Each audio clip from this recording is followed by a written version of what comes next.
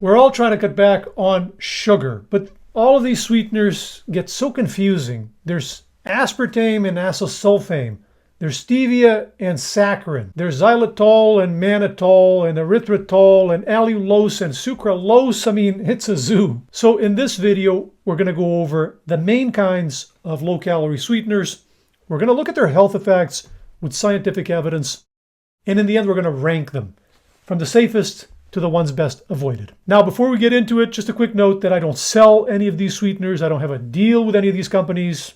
I don't care financially with just looking at the evidence. So there are three main types of low-calorie sweeteners. We got our artificial sweeteners. That includes things like aspartame, acesulfame potassium, saccharin, sucralose. Then we got a second category of natural plant-derived sweeteners, and there are three main ones: stevia, monk fruit, and allulose. And then we got our sugar alcohols, or polyols as they're also known, and these are all the sweeteners that end in "ol." So the sorbitol and the mannitol, erythritol and the xylitol, and more. So we're going to go over them one by one, starting with the artificial sweeteners.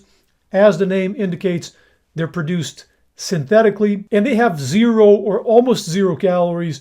One exception is aspartame, which actually has the same number of calories as sugar per gram. However, because aspartame is much sweeter than sugar, like hundreds of times, they use such a tiny amount of aspartame to sweeten things that it's essentially 0 calories per serving. One thing to be aware of is that many of these sweeteners, precisely because they're so powerful, they're so sweet, they are used in such small amount in these sachets, these little packets that we use to sweeten our coffee, that they add other molecules, sometimes other sweeteners or other molecules in there that are called fillers. Basically for volume, because it wouldn't be practical to pour, 1 grain of the sweetener into your coffee. But sometimes these other molecules can have calories as well. So we'll come back to this. Some of the common uses of these artificial sweeteners: diet sodas. So Diet Coke famously includes aspartame. Sugar-free yogurt also often uses these. Protein powders sometimes when they're sweetened, and chewing gum. They're also used as tabletop sweeteners to add to things. Splenda includes sucralose, and Sweet and Low contains saccharin.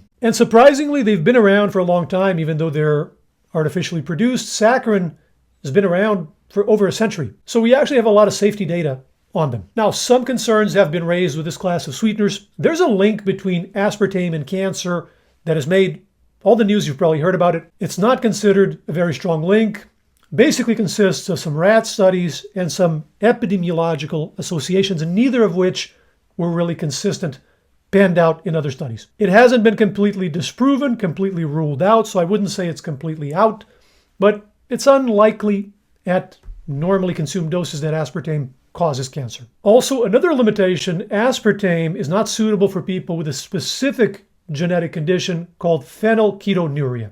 They can't process it normally. And finally, some questions have been raised about the effect of this class of sweeteners on the microbiome and on glucose metabolism. Some studies suggest they might affect insulin sensitivity. There was a famous study about 10 years ago that suggested that these sweeteners impacted the microbiome, and that had an effect on glucose tolerance. Although this was later tested in a double-blind placebo trial that was larger even, and none of this panned out. Bottom line, this class of sweeteners is probably safe to consume in the normal doses, although several questions have been raised. Next, we got our natural plant-derived sweeteners. Stevia comes from a plant leaf, the stevia plant. Monk fruit, as the name indicates, comes from a fruit that grows in China.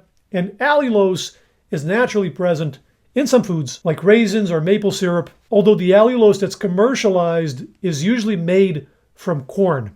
The fructose in corn is converted using an enzyme into allulose. Stevia and monk fruit have 0 calories. Allulose is low calorie. It's about 1/10 of the calories of sugar. Stevia is often used as a tabletop sweetener to add to foods, also in some diet sodas and in protein powders sometimes as well. Monk fruit is very popular in low-carb products, and allulose is often used in baked goods, ice cream, and candy. Now, these compounds have been around forever, obviously, since they're naturally occurring. The stevia leaf and the monk fruit have been consumed by humans for centuries in their purified form as we consume it now. Stevia has been around for a few decades. It's the oldest of the three. The others are a little more recent, especially allulose, which is the most recent of the three. There's a couple longer randomized trials looking at stevia, 1 year, 2 years, in that range. For the other two, the trials are usually much shorter, in the order of months. In terms of their effect on glucose, they cause no glucose spike and no insulin spike either.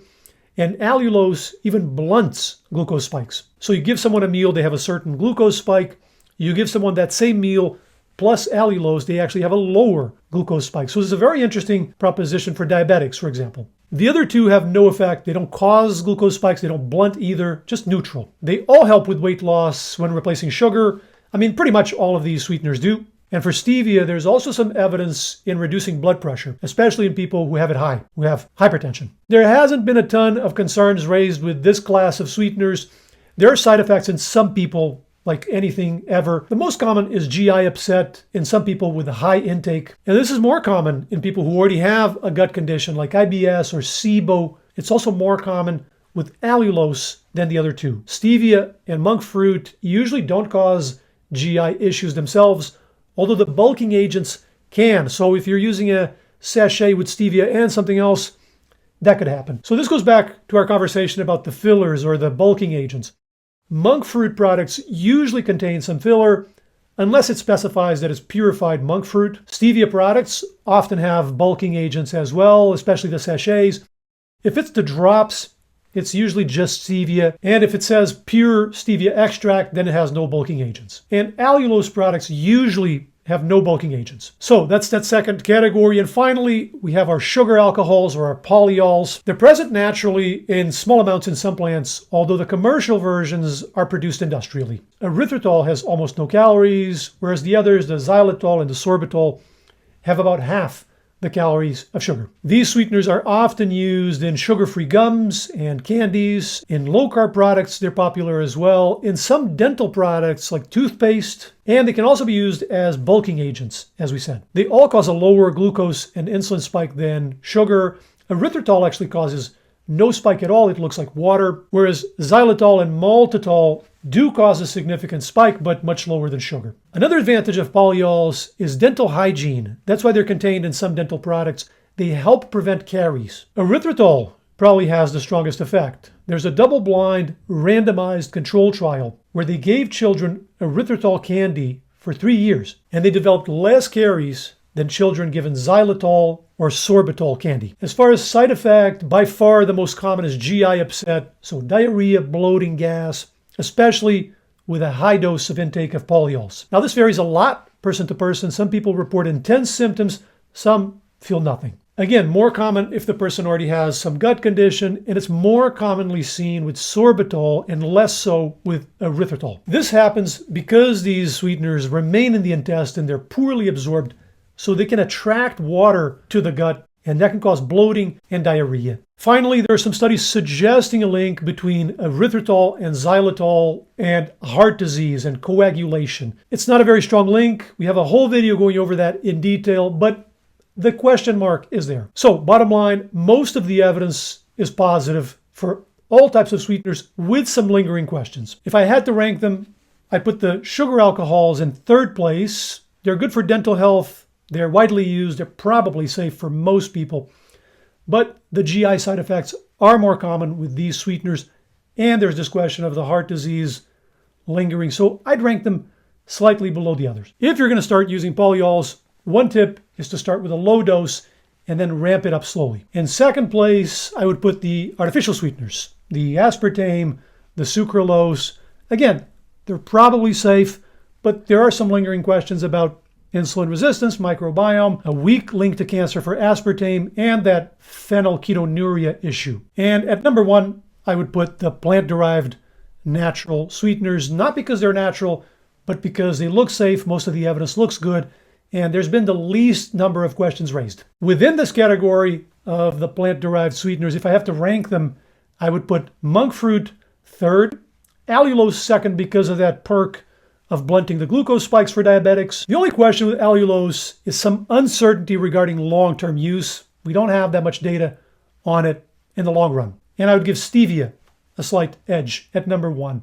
It contains 0 calories. It has the longest randomized trials out of these 3. Doesn't spike glucose or insulin. Might reduce blood pressure in people with hypertension, and side effects are unusual when used by itself, like in the drops, for example. So there's very little downside documented for stevia. It's a good first choice for most people. Now, the WHO discourages most or all of these sweeteners because of possible links to chronic diseases like obesity and diabetes and cancer.